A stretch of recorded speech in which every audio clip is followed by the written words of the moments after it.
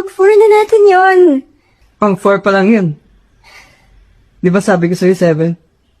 7? Kaya mo ba talaga yon? Hanggang ngayon di ka pa sumasampalataya sa akin sa Bible study natin?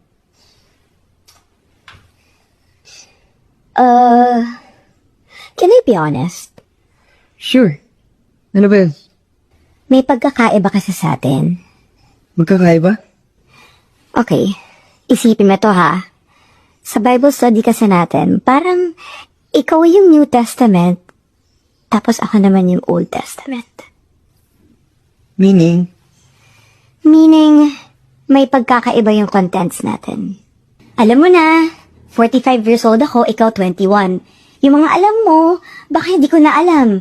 Tapos yung mga alam ko, baka outdated na sa'yo. Pwede ba diretsahin mo na lang ako? Huwag ka na magpaligoy-ligoy. Okay.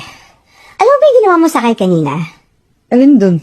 Yung inangat mo yung dalawang paa ko habang nakatuwad, tapos nakatukod yung dalawang kamay ko sa floor.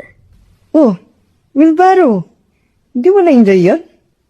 Alfred, 45 na ako. Hindi ko na na-enjoy yun. Masakit sa likod.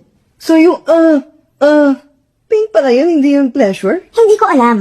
Naghalo na. Pero kasi, hindi ko na kaya yun. Hindi ko na kaya yung wheelbarrow na yan. Tsaka yung